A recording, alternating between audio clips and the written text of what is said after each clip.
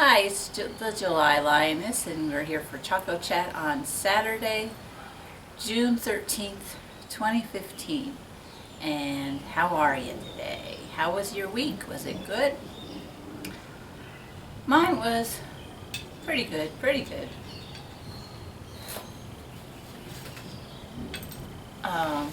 Weather's been wet weather. Probably the same for you guys, huh? Yeah, we're having a thunderstorm just starting right now, so it's nice out here on the porch. At least it's quieter except for the thunder. I figured a rainy day would mean I'd get less lawnmowers out here. And I did move this chair to a different end of it, just for a change of scenery. Thought it'd be kind of different. I was way back in the far corner, and so I swapped out where I keep the trash can with the big chair. So now the trash can's in the back and the chair's in the front. So anyway, I decided, silly me, why don't I write my Choco Chat stuff in my planner? Perfect. So yeah, this is an uncalendar.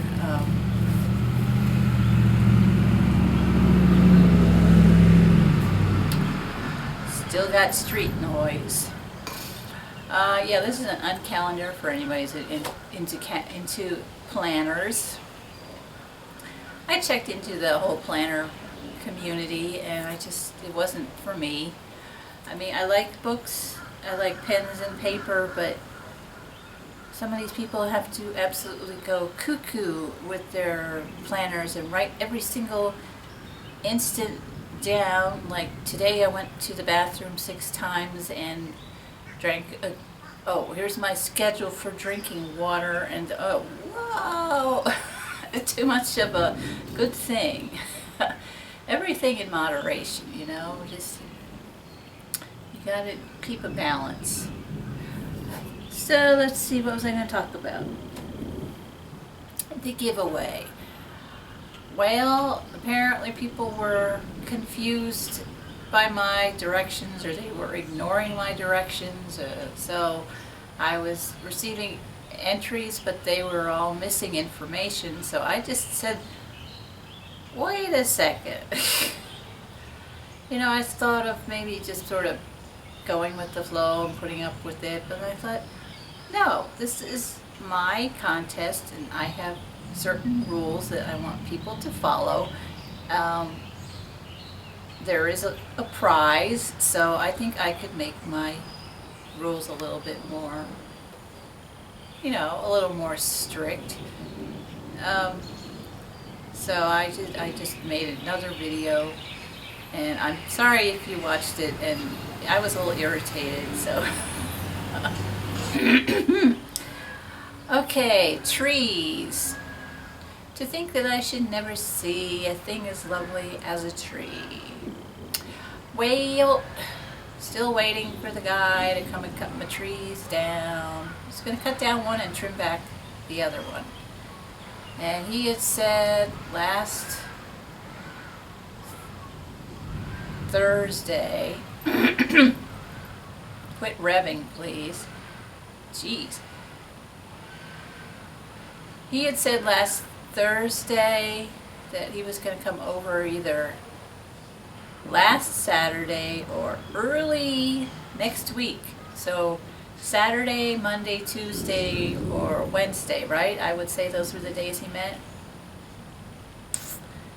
No show, no call. I know the weather's been pretty wet, and I understand about them not wanting to work in wet conditions, and I have no problem with that. However, Monday and Tuesday, we're really dry, hot and sunny. And if he's got a backlog of people, I understand that too, but there's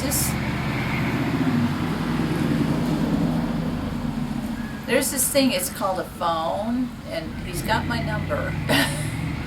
Could have called and said, I'm not going to make it until around such and such, keep in touch. Don't just wander off. they tend to do that. Seriously now, I like this house. It's got a lot of potential, and the people are nice, but I don't think I can handle them 365 days a year. I would really love to find a summer house someplace. Make this my winter house, so then I only have to, I only have to be patient a few months a year. And then, so I could go back and forth. I get fed up with this place, I'll go to my other place. When I get fed up with the other place, I come back here. That might be better. So, Publishers Clearinghouse is going to be awarding my prize on June 30th. So that'll be cool. Then I can start getting stuff sorted out a bit better. That's a chainsaw, isn't it? I think so. It's raining, it's wet, you're gonna get electrocuted. Jeez. Oh well. So hopefully I'll have my trees sorted out by the next Choco chat. Oy vey. So while I've been home kind of waiting for the guy to turn up because they won't call, and sneaking out to things every now and then, like the store and the laundry room, and then rushing back home to see if he's there waiting for me. Oh, I lost your phone number, so I just thought I'd call. They tell you all this stupid stuff. I mean, he will probably look me in the eye and say, I forgot. That is so unprofessional. I really have a problem with this unprofessional stuff. I'm not used to that at all. So yeah, this would be nice to maybe live here in the winter when it's warm and no lawnmowers. And I could find some, maybe, there's, I know some Mormons, nice people. Not my religion of choice, but very nice people, very responsible and respectful. And there's a Mormon meeting house really close to here. So I was gonna, if this ever worked out, I would be happy to offer this to their missionaries. The missionaries could live in this house during the months that I'm not around, because I know they would take care of the place. They might even take care of my animals if I'm not able to or willing to bring them with me. So it's a plan, it's a thought, putting it out there in the universe.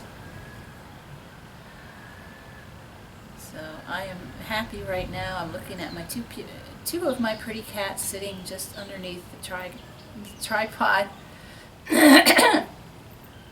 One is looking out the screen at the world, and the other's she's lying on the floor. She was just grabbing his tail.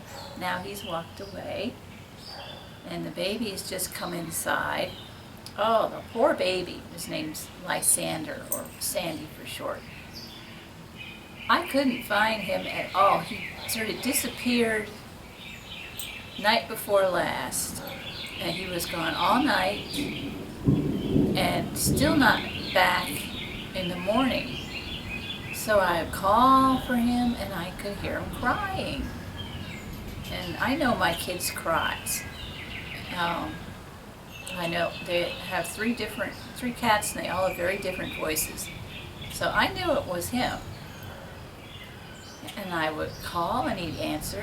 And sometimes he gets up on the roof, but I didn't see him. He walked all around the backyard. Darla, the dog, loves that cat. That's her buddy. She loves them all, but that's her favorite. So she was helping me look. She'll go bark for him and look around for him too. And if she finds him, she'll say, "You better get in the house. Mom's looking for you." They play with each other. She shoves him around with her nose, and he'll wrap his paws around her nose or walk under her belly or whatever and rub up against her. So they're so really cute together. So she was worried, and I was worried. Well, he had gotten shut into the shed where I keep my bike. And I was very worried, and I said, God, please help me find this cat. Please send this cat back to me, because I did have a cat that ran away, and she was chased off the property by a tomcat, and she never came back. I don't know if she got killed in the road or what happened, but she disappeared, and I adored that cat. She was beautiful, gray, kind of a Maine Coon, but very small. Actually, she was the sister of one of my oldest cat. Broke my heart. God. But I'm always heartbroken when I lose a pet. Anyway, yeah, I found Sandy in the shed. Going, come on, it's raining, you idiots. Let's stop it for the moment. Now we got the train and the rain. Anyway, oh yeah, I'm wearing one of my new shirts. This is my leopard one, obviously. So yeah, poor Sandy, he must have gone into the utility closet when I was in there. They zip in. I don't allow them in there, so when the doors open and they're around, they'll zip in. Of course, I don't hear them because it's a cat. They're very quiet and small. So I keep my bike in that utility closet. It's right here off the carport. And it's just the right size for the bike. It's supposed to have a washer dryer in there, but they were stolen by the previous resident. That's a whole other story. Nice. So it's the perfect spot for my bike. So I keep it in there under lock and key, and it's an electric bike, so I charge it up. So I went in there on, when was it? Yeah, Thursday, I guess around 11 to start charging my bike, because I was planning on going to the laundromat around 5. So, okay, I went in there around 11 and plugged in the bike and then locked it back up, and he was roaming around then. So then I went back out around 4:30 or 5, I think, because it had been raining, or no, it looked like it was going to rain any second, so I decided not to go. So I went back out and unplugged the bike because I didn't want it to charge up overnight. That must have been when he snuck in there, and I had no clue he had snuck in there. So I locked him in there and he spent the night. So yeah, yesterday morning there he was, and I thought, I heard him crying. I couldn't find him anywhere outside, but he would cry from about the area of the utility closet, and I was like, I wonder if he went in there. Yeah. So that was God. I said, please help me find this cat. And shortly after that, I got the idea to look in the closet. So thank you very much. That must have been what happened. There is actually the hole for the dryer vent through the outside wall, and of course there's no venting there anymore. It's just the holes there though, and I think it's too small for a cat, but it would be good for a mouse or something. Could easily get in, but too small a hole for a kitty. So I don't think he could have gotten in any way other than through the door. But all is well, all is well.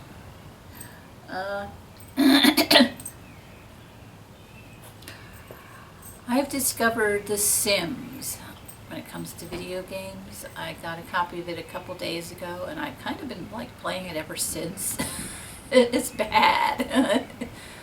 It's just, there's always one more thing. Just one more thing, I don't know if you've ever played that game. It's a pretty popular one. It's the same people that made Spore, and I love Spore. So I think they came up with Spore, and then The Sims after that, and of course that's a huge hit. But this is Sims 3, which I think came out in 2011. So what I did was I named the people after my book characters, and I was trying to see what kind of a story they would come up with. But they're very autonomous. You know, you can't really manipulate them too well. So there is a way to adjust the game so that they're less autonomous. Excuse me, that's Hermes, the older cat, the one who's had the sister that died. So yeah, I'm trying to make them less, I think I will make them less autonomous, because right now I've got two characters falling in love, and they're not supposed to fall in love. I mean, they're cute as all get out together, but I really had wanted the girl to be with somebody else, and they started out seemingly husband and wife and daughter, and I thought that they would have the other two kids as the game progressed, but I couldn't figure out how to get that to happen. So oh, and I ended up duplicating one of my characters. So there's two of this character running around the town. It's like her clone or something. I thought I got her out of the story, but she's still there. So we're trying to ignore her. It's like, whoops, that's not the one I mean. And then I'm not sure which of these is the one that was the one that I consider to be married. The husband has become a total loner. He's not with anybody. I think the one that's now in love with somebody else must have moved out, but it's like they're not very committed to each other. They're very fickle. They're Sims. So I'm trying to sort out this game, and I haven't really got them doing quite what I want. Oh, and I wanted them to have pets, but they would never feed them, so they were taken away. So then they'd adopt another pet, and they wouldn't feed that one, so that one was taken away. Now they're not allowed to adopt any more pets, but you know, they're broken-hearted once they're taken away, but the pets are taken away, but they don't take care of them when they're around. So I think it's an autonomy issue. I'm going to try that, reducing their autonomy so that I can step in more and make them feed the pet and stay away from the clone. And I thought it might help me with my storyline if I did this, to see, it is pretty cool to see your characters, at least those names, and they look a lot like my characters. To see them actually moving around and interacting with each other, that's really amazing. So godlike. So anyway, the last thing, well, they're over there across the street.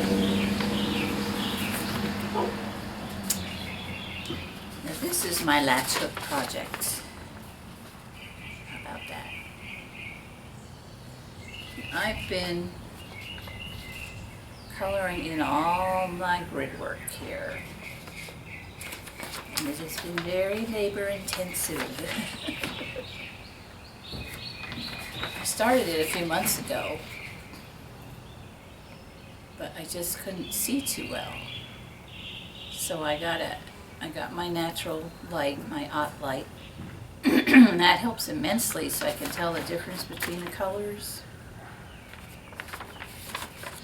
I'll have to make a separate video about this, but So it's all color coded now. This is a lion, and it is huge. It is a huge canvas. It's like, oh geez, 3.5, 3x3, 2x3, something like that. Make a nice size rug. Nice wall hanging. I think it's actually a little too big to put on the back of a door. That tells you how big it is. But obviously I love big cats and little cats. So I've had this for a long time, just sitting in the box and just trying to get to it. I've got another one started, a small one of a unicorn, because another favorite creature of mine. Anyway, I realized a few days ago, oh, I missed some spots here, that with my glasses on, when I get this up to a certain level, it's a certain distance, it's too blurry. I can't see it. So then I take off my glasses, and right about here, I can see this quite clearly. It's actually way clearer than with my glasses on, so I think it's bifocal time. Oh, there's another one I missed.